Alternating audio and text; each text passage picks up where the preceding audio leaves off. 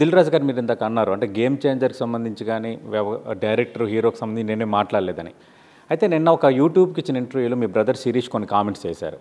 అంటే cinema result ఎలా ఉన్నా డైరెక్టర్ శంకర్ కానీ హీరో రామ్ చరణ్ కానీ కనీసం ఫోన్ చేయలేదు అని ఆ కామెంట్ పై ఏమంటారు? సో ఈ విచిత్రంగా ఎలా ఉందంటే లాస్ట్ 10 days నుంచి ప్రతి ఒక్క ఇంటర్వ్యూలో గేమ్ చేంజర్ లేకుండా ఇంటర్వ్యూ జరగట్లేదు. సో ప్రతి ఒక్క దాంట్లో నేను అదే చెప్పుకుంటూ వచ్చాను. ఇప్పుడు నాకేందంటే నేను క్లోజ్గా ట్రావెల్ అయ్యాను రామ్ చరణ్తో కానీ శంకర్ గారితో కానీ. నాది ఆ సినిమా అంతా నేనే ట్రావెల్ అయ్యాను. శిరీష్ గారు ఆ సినిమాలో ఇన్వాల్వ్ లేదు. సో సంక్రాంతికి వస్తున్నా మొత్తం శిరీష్ గారు ట్రావెల్ అయ్యాను. సో ఇప్పుడు గేమ్ చేంజర్ దాంట్లో నేను అన్నీ చెప్పుకుంటే వస్తున్నాను. సో ఏంటి ఎలా జరిగింది ఆ ప్రాసెస్ ఏంటి. సో డైరెక్టర్తో మాకు వేవ్ లెంత్ లేనప్పుడు మాట్లాడుకోవటానికి చేయటానికి జరగదని. కానీ ఎక్కడ కూడా నేను రామ్ చరణ్ గారి గురించి హీరో గురించి హీరో RRR అనే సినిమా అయిపోయిన తర్వాత శంకర్ గారి కాంబినేషన్లో మాకు డేట్లు ఇవ్వడం, ఆ డేట్లతో మేము ఇద్దరం అనుకుంటూ ప్రాసెస్ చేసింది. అది ప్రాసెస్లో ఇండియన్ 2 వచ్చింది. ఇండియన్ 2 రావడం వల్ల శంకర్ గారు ఇండియన్ 2కి మళ్ళీ రీఓపెన్ చేసినప్పుడు రామ్ చరణ్ గారితో నాకు జరిగిన దాంట్లో కూడా చెప్పాను, చరణ్ వేరే స్క్రిప్ట్ ఉంటే కూడా ఏదైనా నువ్వు స్టార్ట్ చేయండి. కానీ ఆయన స్టార్ట్ చేయకుండా ఈ సినిమా కోసమే టైం ఇచ్చాడు. కాబట్టి నాకు ఒక కన్సర్న్ ఉంటుంది, అరే నా హీరో కూడా నేను కూర్చోబెడుతున్నాను, శంకర్ గారు వెళ్ళి ఇండియన్ 2 చేసుకుంటున్నాడు. సో నేను సరే గేమ్ చేంజర్తో పాటు ఏదో వర్క్ చేస్తున్నాను. Is Ram Charan only is doing 1 film. ఆ కన్సర్న్తో నేను ఎప్పుడు చరణ్తో సెకండ్ ఫిలిం కానీ ఏదైనా అవకాశం ఉంటే చెయ్యమని చెప్పాను.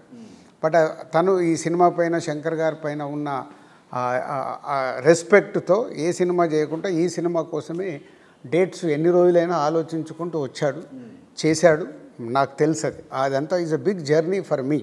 సో అందుకే నేను గేమ్ చేంజర్ విషయంలో నేను ఎవరిని ఏ ఇంటర్వ్యూలో కూడా నేను రాంగ్ స్టేట్మెంట్ మీరు ఎప్పుడు అనలేదు. I will complete. So Shankar గారితో నాకేంటి ఈజ్ అ బిగ్ డైరెక్టర్తో పనిచేయడం వల్ల మాకు ఆ యాక్సెస్ లేకపోవడం వల్ల కొన్ని unexpected wastage, time, schedule planning ఇవన్నీ 1 to 1 కూర్చొని మాట్లాడుకునే ఛాన్స్ లేకపోవడం వల్ల డిలేలు జరుగుతూ వచ్చాయి.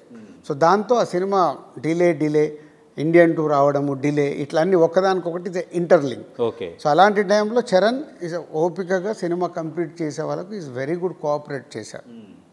అలాగే 2 సినిమాలు సంక్రాంతికి రిలీజ్ అప్పుడు కూడా చరణ్ కానీ చిరంజీవి గారు కానీ ఇట్లా సిచ్యువేషన్ ఉందంటే 2 సినిమాల్ని యాక్సెప్ట్ చేశారు. మామూలుగా అయితే ఏ హీరో వద్దొద్దు సెకండ్ సినిమా వద్దని ఆపుతారు. కానీ నేను ఎప్పుడు అందుకే దాంట్లో నేను ఎప్పుడు థ్యాంక్స్ చిరంజీవి గారు, థ్యాంక్స్ రామ్ చరణ్కు చెప్తాను. ఎందుకంటే అలర్ట్ చేశారు.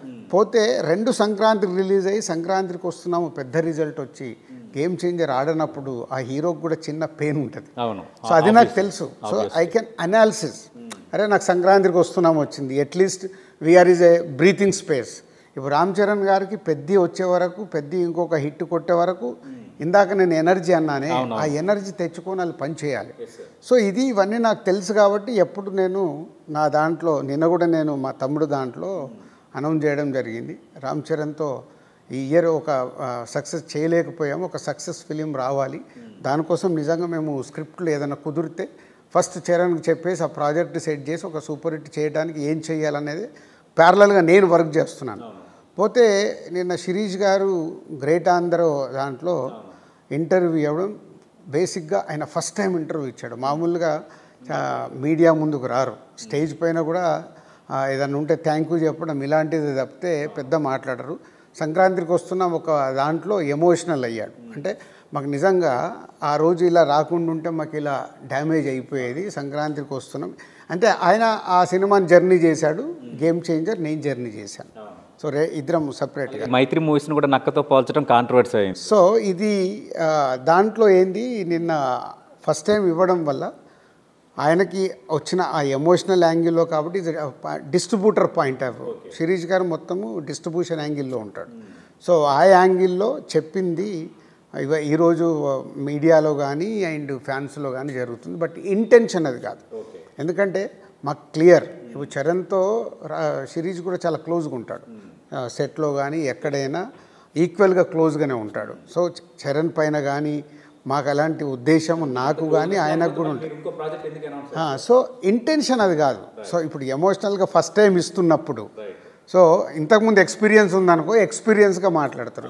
ఎప్పుడైతే అండ్ గ్రేట్ ఆంధ్ర మూర్తి గారు ఇంటర్వ్యూ చేస్తే ప్రపంచం అందరికీ తెలుసు, వాళ్ళు ఎలా అడుగుతూ ఉంటారో. అది ఎక్స్పీరియన్స్ లేకుంటే తప్పకుండా ఇట్లాంటి మాట్లాడినప్పుడు తప్పులు వెళ్తాయి. అలాంటి ఇంటెన్షన్తో వెళ్ళిన తప్పే, కానీ అది ఇంటెన్షన్ కాదు. మళ్ళీ నేను టోటల్ ఎపిసోడ్ చూసా. ఎవరైనా ఇప్పుడు సోషల్ మీడియాలో ఆ చిన్న క్లిప్నే వాడుతున్నారు, కాదు ఆ ఎపిసోడ్ అంతా, అక్కడ జరిగిన ఎపిసోడ్ అంతా చూస్తే మళ్ళీ ఆయన దాంట్లోనే స్టేట్మెంట్ ఉంది. అయినా హీరోలు దీంట్లో ఉండదారే, మాకు ఒక ఫోన్ కాల్ చేసి ఉంటే బాగుండు, మాకు ఫోన్ కాల్ రాలేదు, పైన మేము హీరోలను అడిగేది ఏముంటుంది. ఫైనల్ కన్క్లూజన్ అంతా కరెక్ట్గానే ఉంది. పోతే ఫస్ట్ టైం ఇవ్వడం వల్ల అలాంటిది జరిగిందే, కానీ చరణ్ పైన మాకు ఎలాంటిది ఉండదు. నా ఇంటర్వ్యూలు కానీ ఇవి కానీ ఎక్కడైనా మాది గుడ్ రిలేషన్ ఉంటుంది. ఓకే, అంటే ఇండస్ట్రీలో పోటీ అనేది కామను, అటు హీరోల పరంగా కానీ ప్రొడక్షన్ హౌస్ల పరంగా కానీ. మిగతా ప్రొడక్షన్ హౌస్ల పైన కూడా అలా మాట్లాడడం కరెక్టేనా శిరీష్ గారు? అంటే అక్కడ ప్రొడక్షన్ హౌస్ గురించి కాదండి.